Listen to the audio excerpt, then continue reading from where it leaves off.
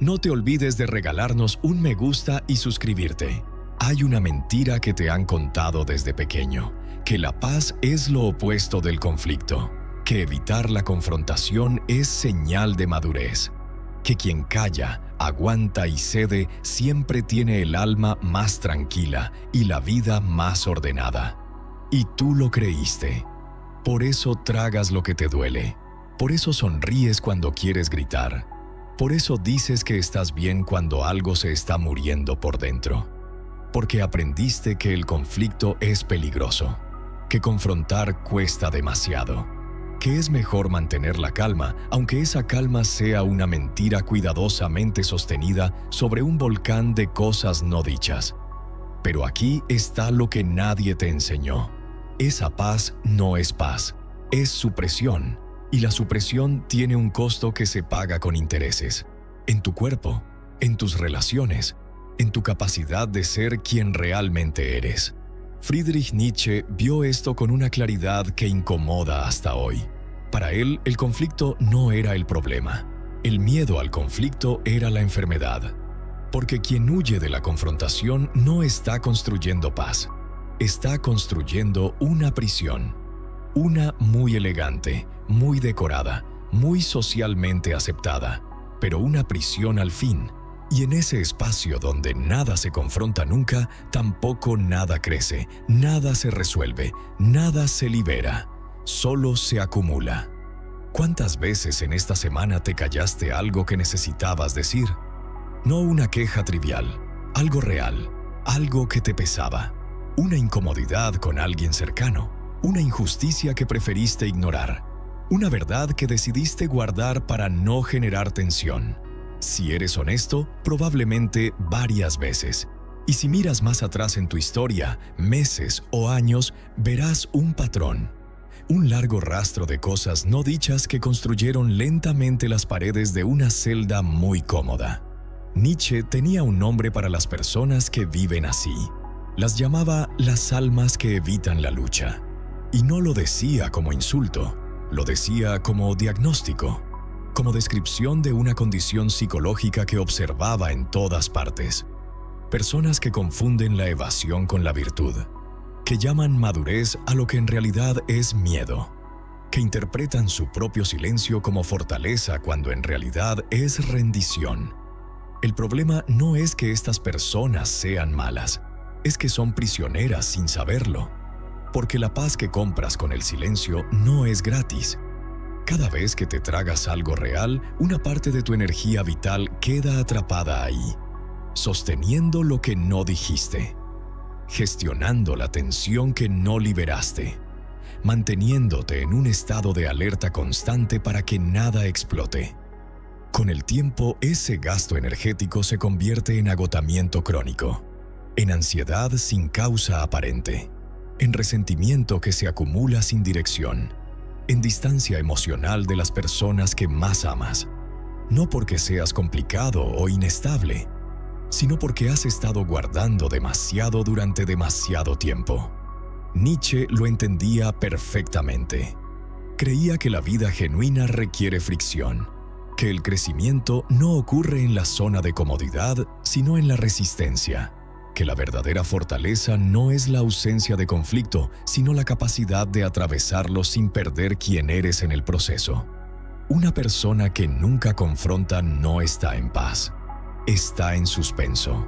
Y vivir en suspenso, esperando que nada estalle, administrando silencios y medias verdades, no es vida. Es supervivencia disfrazada de paz. Si llegaste hasta aquí, no te olvides de regalarnos un me gusta y suscribirte. Para entender por qué Nietzsche veía el conflicto como algo necesario, hay que entender su visión del poder. No el poder político ni el dominio sobre otros. El poder interno, la voluntad de poder como él la llamaba. Esa fuerza que impulsa a cada ser viviente hacia el crecimiento, la expansión, la superación. Y para Nietzsche, esta fuerza no podía existir sin resistencia. Lo explicó con una imagen que vale la pena imaginar. Un árbol que crece en terreno perfectamente blando, sin viento, sin rocas, sin obstáculos, desarrolla raíces superficiales. Puede verse hermoso, pero no tiene profundidad real. Al primer vendaval de verdad, cae.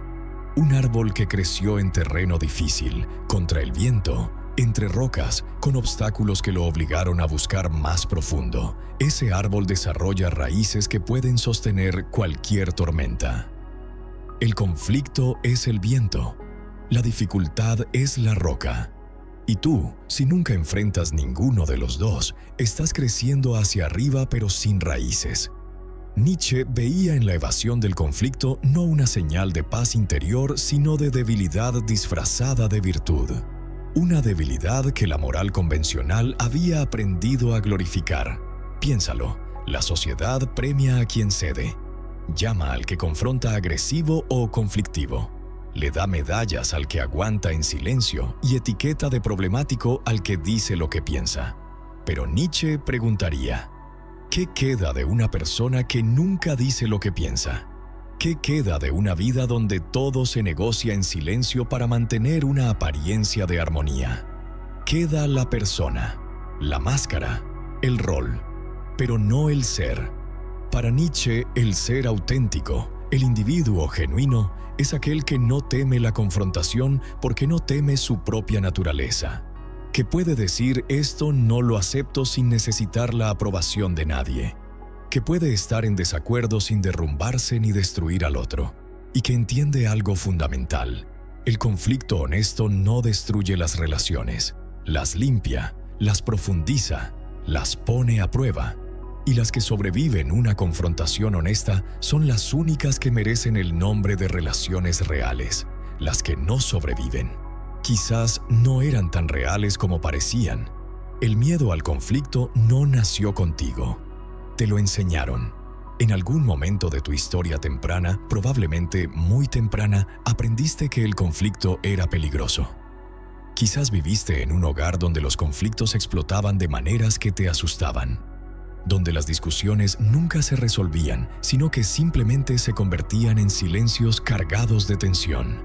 Quizás aprendiste que mostrar desacuerdo costaba afecto, que poner límites generaba rechazo, que decir lo que pensabas traía consecuencias dolorosas. Y tu mente, que es un mecanismo de supervivencia brillante, aprendió la lección correctamente. Conflicto es igual a peligro. Peligro es igual a dolor. Dolor es igual a evitar. Y así se instaló el patrón. Evita el conflicto, mantén la paz, cuida la apariencia. Aunque eso signifique ir contra lo que sientes, lo que necesitas, lo que eres. Jung y Nietzsche habrían estado de acuerdo en este punto. Lo que se reprime no desaparece. Y lo que se aprende en la infancia como estrategia de supervivencia tiende a convertirse en el modo predeterminado de relacionarse con el mundo. El niño que aprendió que el conflicto era peligroso se convierte en el adulto que no puede decir no, que se disculpa por existir, que dice lo que los demás quieren escuchar, que vive en una danza interminable de adaptación y complacencia. Y hay algo todavía más profundo. El miedo al conflicto frecuentemente no es miedo a la pelea en sí, es miedo al rechazo que podría venir después, es miedo a la soledad. Es el terror silencioso de que si te muestras como realmente eres, con tus desacuerdos, tus límites y tus verdades, las personas que te rodean te abandonen. Por eso cedes, no porque no tengas opinión, sino porque prefieres la conexión superficial al riesgo de la conexión real. Pero aquí está la paradoja que Nietzsche señalaría con implacable precisión. Las conexiones que construyes desde la evasión no son conexiones reales. Son contratos de conveniencia, acuerdos tácitos donde ambas partes renuncian a ser auténticas para mantener una apariencia de armonía. Y la soledad más profunda no es la de estar sin nadie, es la de estar rodeado de personas ante quienes nunca puedes ser honesto. Aquí está algo que va a contradecir todo lo que aprendiste. Confrontar a alguien puede ser un acto de amor profundo, no el amor sentimental y suave que evita cualquier roce. El amor real, el que respeta suficientemente al otro como para decirle la verdad aunque incomode. Piénsalo desde el otro lado. ¿Preferirías que las personas cercanas a ti te dijeran siempre lo que quieres escuchar? ¿O preferirías saber cuándo estás equivocado, cuándo te estás dañando, cuándo una decisión tuya está afectando a alguien que te importa? La mayoría, si es honesta, prefiere lo segundo, aunque duela más en el momento. Nietzsche era brutalmente claro sobre esto. El amor que no puede soportar la verdad no es amor. Es dependencia disfrazada de afecto. Es la necesidad de mantener una imagen idealizada del otro para no enfrentarse a la incomodidad de la realidad. Y las relaciones construidas sobre esa base no crecen. Simplemente duran. El conflicto honesto entre dos personas que se respetan tiene un efecto completamente diferente. Limpia el aire, actualiza la relación a lo que realmente es. Permite que ambas personas se vean en su totalidad en lugar de en la versión filtrada que cada uno construye para el otro. Y desde ahí puede surgir algo que ninguna relación sin conflictos puede producir. Intimidad real. No la intimidad superficial de compartir experiencias agradables. La intimidad profunda de haber estado en desacuerdo, de haber dicho la verdad difícil, de haber atravesado la tensión juntos y haber salido del otro lado con algo más sólido que antes. Esa clase de relación no se rompe fácilmente, porque no está construida sobre una imagen, sino sobre algo real. Nietzsche diría que quien teme confrontar a quienes ama no los está protegiendo, los está infantilizando, les está negando la oportunidad de crecer, de saber, de responder, y se está negando a sí mismo la posibilidad de ser visto. La idea no es volverse agresivo, no es buscar peleas ni convertir cada interacción en un campo de batalla. La idea es aprender a confrontar con integridad. Hay una diferencia enorme entre el conflicto destructivo y el conflicto honesto, y dominar esa diferencia es lo que separa a las personas que se liberan de las que simplemente explotaban. Primero, confronta desde la verdad, no desde la rabia acumulada. El conflicto destructivo ocurre cuando la tensión suprimida durante demasiado tiempo finalmente explota. Entonces no hay claridad, hay desbordamiento. Y en ese estado es difícil decir algo útil. El conflicto honesto ocurre cuando decides hablar antes de llegar al límite, cuando todavía puedes articular lo que sientes sin que la rabia distorsione el mensaje. La práctica es simple aunque no es fácil. Tan pronto como algo empiece a molestarte, nómbralo. No lo dejes crecer en silencio. Segundo, distingue entre el problema y la persona. Nietzsche no proponía atacar al ser humano. Proponía atacar las ideas, los comportamientos, las situaciones. Puedo estar en desacuerdo contigo profundamente y seguir respetándote como persona. Puedo decirte que algo que hiciste me afectó sin convertirte en mi enemigo. Esta distinción es la diferencia entre una conversación difícil y una guerra declarada. Tercero, acepta que el conflicto puede cambiar la relación. Y aquí está la parte que más asusta pero más libera. Algunas relaciones no sobrevivirán tu autenticidad. Algunas personas prefieren la versión de ti que siempre cede y cuando dejas de hacerlo se van. Eso no es una tragedia, es información.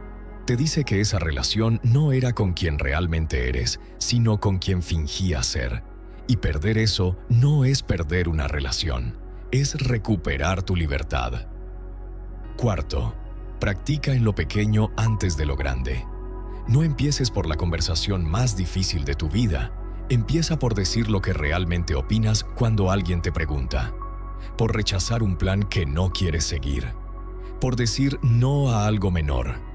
Cada pequeño acto de honestidad es un músculo que se fortalece. Y con el tiempo, confrontar deja de sentirse como saltar desde un precipicio. Empieza a sentirse como respirar. Quinto, entiende que el otro también tiene derecho a su verdad. El conflicto honesto no es un monólogo, es un encuentro. Significa estar dispuesto a decir tu verdad y a escuchar la del otro aunque te incomode. A actualizar tu propia perspectiva si la del otro revela algo que no habías visto.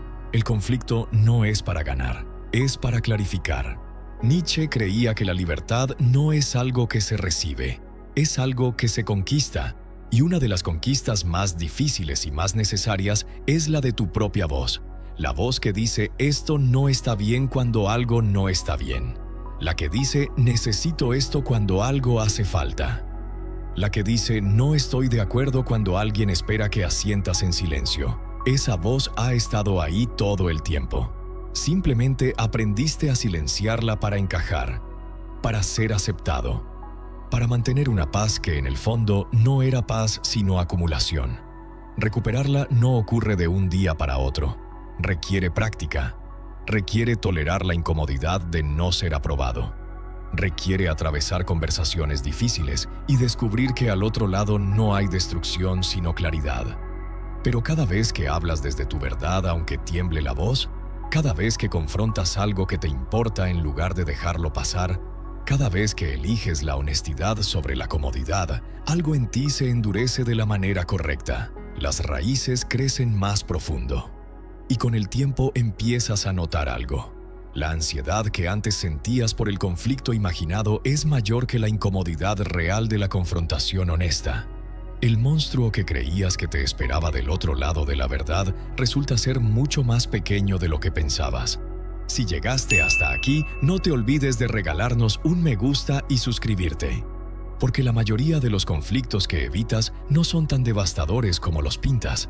Son conversaciones incómodas que duran minutos y que liberan semanas o meses de tensión acumulada. El miedo al conflicto siempre es peor que el conflicto mismo. Y lo que está al otro lado de ese miedo no es guerra, es libertad. Una libertad que no depende de que nadie cambie, que no espera condiciones perfectas, que no necesita el permiso de nadie. La libertad de ser quien eres en voz alta. Dime en los comentarios, ¿hay algo que has estado evitando decir? ¿Una conversación que llevas posponiendo? Escríbelo, no para mí, para recordarte a ti mismo que ya sabes lo que necesitas hacer.